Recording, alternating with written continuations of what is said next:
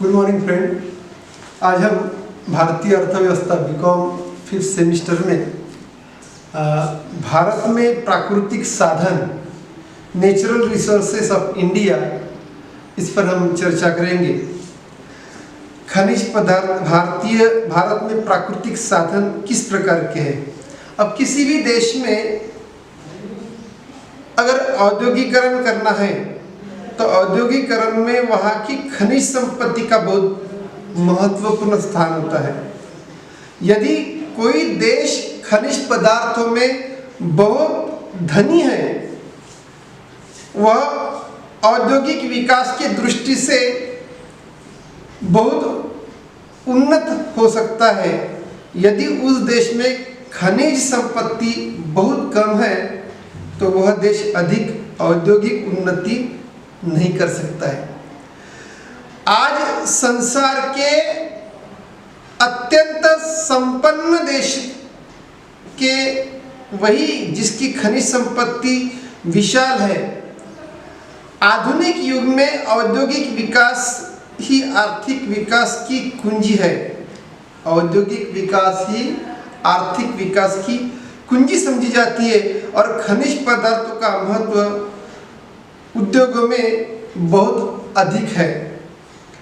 तो यंत्रों का निर्माण जैसे लोहा अन्य धातुओं से होता है, तो यंत्र चालन की शक्ति भी के क्षेत्र में कोयला, पेट्रोल, अन्य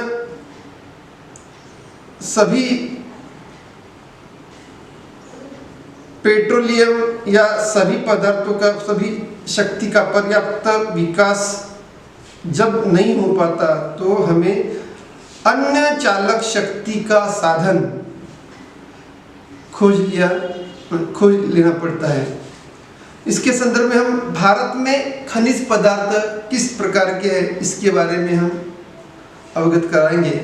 भारत खनिज पदार्थों की दृष्टि से अगर देखें तो बहुत धनी देश माना जाता है, क्योंकि यहाँ बड़े पैमाने में खनिज पाए जाते हैं। भारत में इस समय 100 प्रकार के खनिज पदार्थ निकाले जा रहे हैं। विभिन्न योजना आयोगों के अनुसार या नीति आयोग के अनुसार अगर देखें तो विभिन्न योजना आयोगों के अनुसार देखिए तो भारत में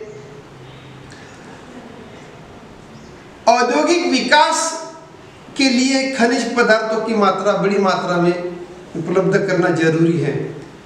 और आधारभूत उद्योगों के लिए अगर देखेंगे तो खनिज पदार्थों में लोहा, कोयला, बॉक्साइट, मैग्नीज ऐसे कई प्रकार के भंडार देश में पर्याप्त मात्रा में है। अच्छी किस्म की लोहे के भंडार की दृष्टि से अगर देखेंगे, भारत में वास्तव में भारत देश बहुत ही धनी देश और भाग्यशाली देश है, क्योंकि देश में तांबा, टीन, सीसा, जस्ता, निकल, गंधक, कोबाल्ट, सोना, चांदी ऐसे कई प्रकार के भंडार हमारे देश में है। तो कुछ भारत की प्रमुख खनिजों में अगर देखें तो हम चर्चा करेंगे लोहा, कोयला, मैग्नीज, अभ्रक, बॉक्साइट ऐसे खनिज पदार्थों की चर्चा करेंगे, क्योंकि भारत के खनिज पदार्थ में एक भारत की प्राकृतिक संसाधन या साधन देखेंगे तो इसमें लोहे के संदर्भ में भारत बहुत धनी देश पाया जाता है। समस्त विश्व में कुल लोहे का भंडार 1/4 भाग केवल भारत में है। 1/4 भाग लोहे का भारत में है। यह भंडार की अनुमानित भंडार देखेंगे 2100 करोड़ टन का भंडार हमारे देश में लगभग है। और भारत में कच्चा लोहा, जो उत्तम प्रकार का लोहा माना जाता है, उत्तम कोटि का लोहा बिहार के सिंहभूमि जिले में, उड़ीसा में बोनाई, मयूरगंज में या मध्य प्रदेश में दुर्ग, बस्तर जिलों में, बम्बई के रत्नागिरी जिलों में, कर्नाटक में शिवोगा, कादूर जिलों में, या तमिलनाडु में सलेम या तिरुचिरापल्ली जिलों में, तथा गोवा में भी लोहा उपलब्ध होता है। तो इस लोहे की मात्रा हमारे देश में प्रचुर है, बड़े पैमाने में है। दूसरा है कोयला। भारत का स्थान विश्व में अगर देखेंगे, कोयले के रूप में देखेंगे तो भारत का स्थान विश्व में कोयला उत्पादन की दृष्टि से 8वां स्थान माना जाता है। और विशेषज्ञों के अनुसार अगर देखेंगे तो भारत में कुकिंग और नॉन कुकिंग कोयले का भंडार लगभग 8,577 करोड़ टन अनुमानित है। भारतवर्ष में कोयला मुख्यतः बंगाल, बिहार, उड़ीसा, आंध्र प्रदेश, मध्य प्रदेश, अरुणाचल प्रदेश ऐसे कई राज्यों में पाए जाते हैं। इसके मुख्य क्षेत्र अगर देखेंगे तो बिहार में झरिया, रानीगंज, पश्चिम बंगाल में रानीगंज, गिरिडीह, आसनसोल या डाल्टनगंज ऐसे इलाके में कोयला बड़े पैमाने में पाया जाता है।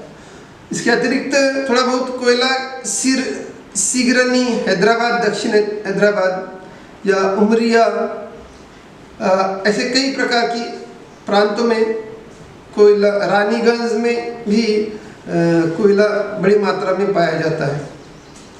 इस प्रकार भारत में कोयले का वितरण बहुत है।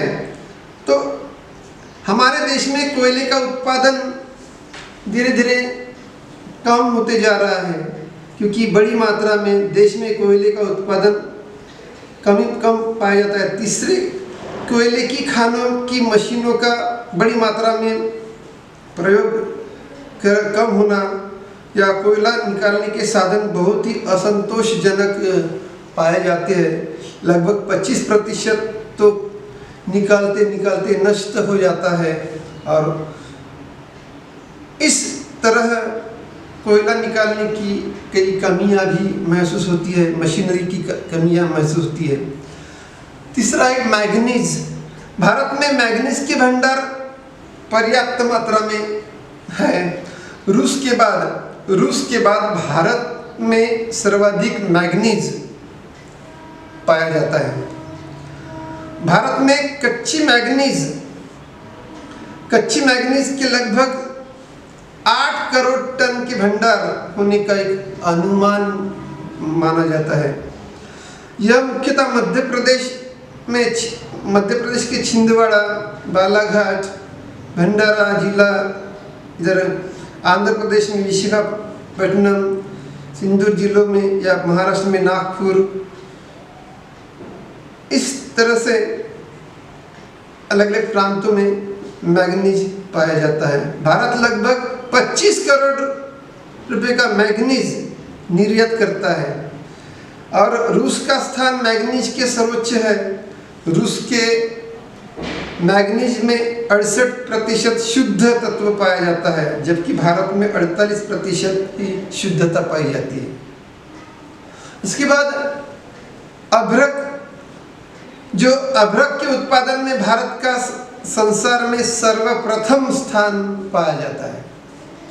और सारे संसार के अभ्रक के उत्पादन का 75% भाग केवल हमारे भारत देश में प्राप्त होता है। यह बिहार के हजारीबाग, आंध्र प्रदेश में नेल्लोर, राजस्थान में अजमेर, मारवाड़ तथा दक्षिण में सलेम, मालाबार या त्रावणकोर जिले में पाया जाता है। कुछ खनिज का 70% बिहार में और 25% आंध्र से और 15% राजस्थान से अभ्रक पाया जाता है। तो इस तरह से भारत में खनिज पदार्थ भिन्न भिन्न खनिज पदार्थ पाए जाते हैं, जिसके आधार पर भारत का आर्थिक सामाजिक विकास और औद्योगिकरण आधुनिक युग में औद्योगिकरण का निर्माण अगर करना है तो ये ऐसे खनिज पदार्थों का बड़ी मात्रा में, पर्याप्त मात्रा में निर्माण होना बड़ी आवश्यकता है। बॉक्साइट, भारत में लगभग 28 करोड़ टन बॉक्साइट का भंडार है। 28 करोड़ टन बॉक्साइट का भंडार है, जिसमें 3.5 करोड़ टन बॉक्साइट अच्छी किस्म का पाया जाता है। और इस मुकाबले बॉक्साइट में महाराष्ट्र, मध्य प्रदेश, बिहार इन राज्यों में बड़े पैमाने में, और उड़ीसा, तमिलनाडु, जम्मू कश्मीर के राज्यों में भी बॉक्साइट मिलता है। उसमें क्रोमाइट, भारत में इसके भंडार मध्य भारत में है, जिसका अनुमान लगभग 13.2 लाख टन के उत्पादन में लगाया जाता है। तो इसमें बिहार, कर्नाटक, तमिलनाडु, उड़ीसा इन राज्यों में क्रोमाइट का भंडार बड़ी मात्रा में पाया जाता है। इससे युद्ध सामग्री बनाने के काम में क्रोमाइट बड़ी मात्रा में काम में आता है। जिप्सम, भारत में जिप्सम का अनुमानित भंडार 130 से 145 करोड़ टन है। यहाँ मुख्यतः राजस्थान, बीकानेर, जोधपुर, इस तरह से जम्मू कश्मीर, तमिलनाडु इन राज्यों में यह खनिज पाया जाता है। देश में सीमेंट और सिंदरी के खाद के कारखानों में रासायनिक खाद की उत्पत्ति की वृद्धि भी साथ साथ जिप्सम की मांग भी बढ़ रही है। तो इस तरह से भविष्य में और इसकी मांग बढ़ने की आशंका है। पेट्रोलियम, भारत में जो खनिज पदार्थ देखेंगे तो पेट्रोलियम, हम अपनी आवश्यकताओं का अगर देखिए 10% पेट्रोलियम का उत्पन्न करते हैं, 10% पेट्रोलियम का उत्पन्न करते हैं। हमारी वार्षिक उत्पत्ति 7 करोड़ गैलन है। हमारी वार्षिक उत्पत्ति अगर पेट्रोलियम में देखेंगे तो 7 करोड़ गैलन है। केवल आसाम में दिग्बोई या पेट्रोल के बड़े हसापन में पेट्रोल के कुएं पाए जाते हैं और इन क्षेत्रों में गहन खोज चल रही है। जैसलमेर, पंजाब, उत्तर प्रदेश इन प्रांतों में, बिहार इन प्रांतों में पेट्रोलियम का सर्वेक्षण पाया जाता है। ऐसी बड़ी योजना है, जैसे बम्बई में भी बॉम्बे हाई या कई प्रकार की खुदाई, पेट्रोल की बड़ी आवश्यकताओं के निर्माण के लिए बड़ी खुदाई चल रही है। तो प्रमुख कारखानों में ट्रॉम्बे आंध्र प्रदेश में स्थापित किया गया कई प्रकार का लगभग 47 लाख टन कच्चे तेल की साफ करने की क्षमता आंध्र प्रदेश में पाई जाती है।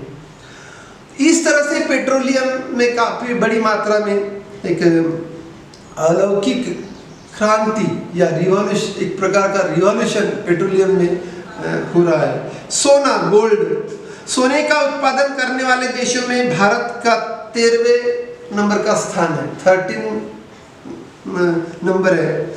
भारतवर्ष का 99% सोना कर्नाटक राज्य में स्थित जैसे कोलार क्षेत्र में से निकलता है। कोलार में लगभग 41,690 किलो सोने के भंडार पाए जाने की अनुमान है। और उत्तर प्रदेश, बिहार, उड़ीसा, मध्य प्रदेश इन प्रदेश में सोना मिलने की आशंका है। हैदराबाद में हट्टी, मद्रास में अनंतपुर, बम्बई की धारवाड़ की खानों में सोना प्राप्त होता है। लगभग 1.5 लाख औंस सोना प्रतिशत निकाला जाता है। तो इस प्रकार का सोने कोलार की खान का राष्ट्रीयकरण भी हो गया था। इस प्रकार का सोने का भंडार भारत देश में पाया जाता है। इसके बाद जो खनिज पदार्थों में देखेंगे तो नमक, सॉल्ट के बारे में भी हम बताएंगे कि भारत में नमक का नमक का उत्पादन समुद्र जल से, जैसे कि तमिलनाडु, महाराष्ट्र, उड़ीसा, बंगाल, केरल, हिमाचल प्रदेश, नमक की झील से राजस्थान, महाराष्ट्र, गुजरात में किया जाता है। देश में नमक के 122 कारखाने हैं, 122 कारखाने नमक के कारखाने हैं और जिनकी उत्पादन क्षमता 760.3 लाख टन प्रतिवर्ष पाई जाती है। और आदर्श नमक फार्म के नाम से वैज्ञानिक आर्थिक ढंग से नमक का उत्पादन बड़ी मात्रा में किया जा सकता है। राजस्थान में सांबर में भी ऐसी संस्था स्थापित की गई है। इस तरह से नमक का भी बड़ी मात्रा में भंडार पाया जाता है। तांबा, कॉपर, तांबा बिहार के सिंहभूमि जिले में तथा सिक्किम, राजस्थान में, राजस्थान, कर्नाटक या आंध्र प्रदेश, उत्तर प्रदेश ऐसे प्रांतों में भी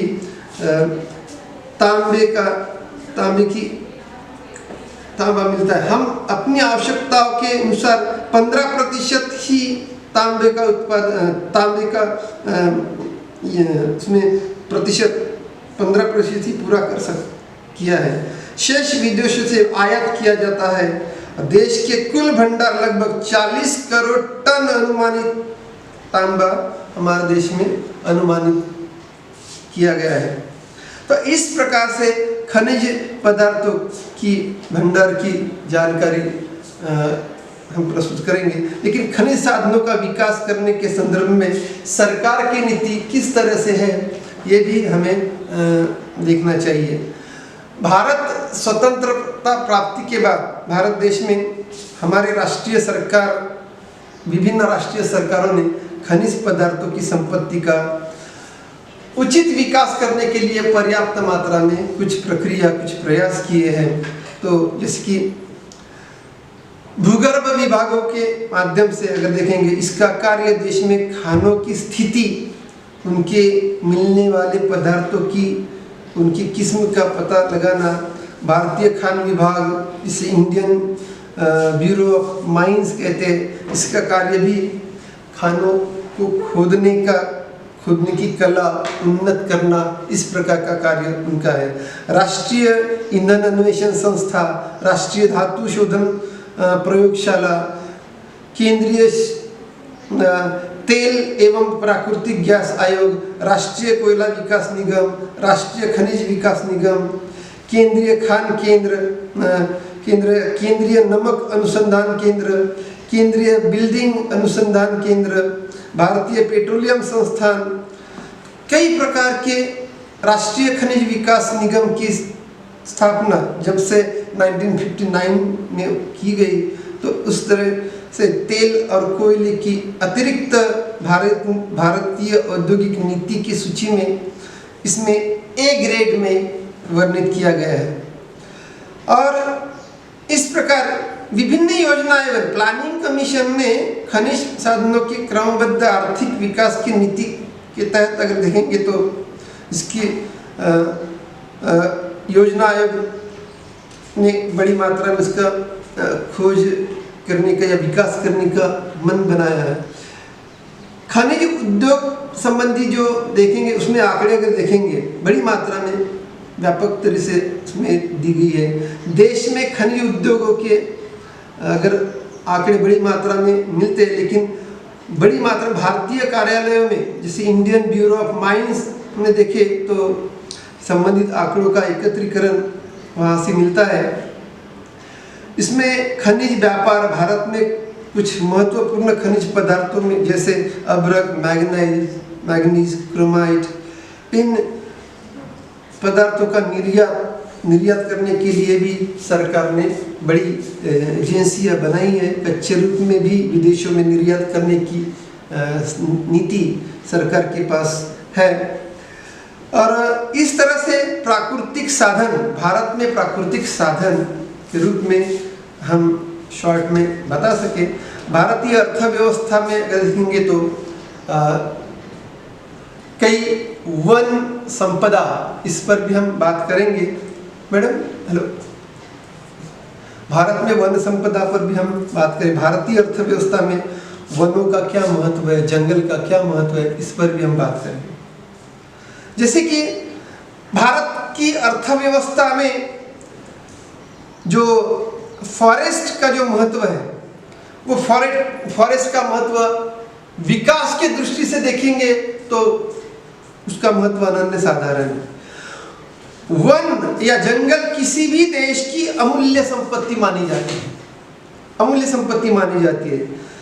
उनका किसी देश की अर्थव्यवस्था में अगर देखेंगे तो महत्वपूर्ण स्थान है।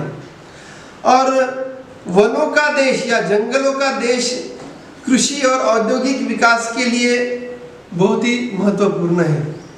और इनमें से कई प्रकार की लाभ वनों के या जंगल के आर्थिक विकास की दृष्टि से या औद्योगिक विकास की दृष्टि से वनों का महत्व बड़ा महत्वपूर्ण है।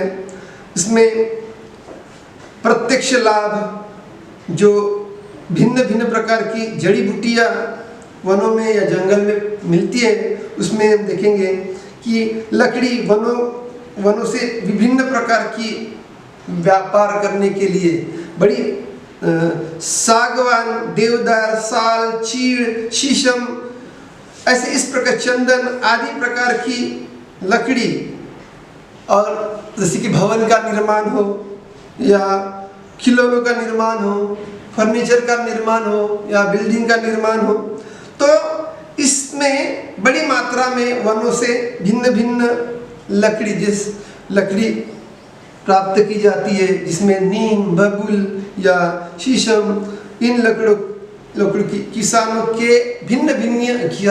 के पास जो जिन पर्याप्त मात्रा में जो यंत्र होते हैं, उन यंत्रों के माध्यम से जहाज, रेल या बड़े मोटर या बड़े भिन्न भिन्न प्रकार की काम या भिन्न भिन्न प्रकार की इमारतें बनाने के लिए इन लकड़ी का पर्याप्त मात्रा में उपयुक्तता होती है। इससे अतिरिक्त भारत में बनी वनों से 5 लाख टन लकड़ियाँ जलाने के लिए उसमें उपयुक्तता होती है। तो इस तरह से भारत के वनों में या भारत में जंगल का जो महत्व है, इस पर भी हम बात करेंगे। जड़ी बूटी बनाने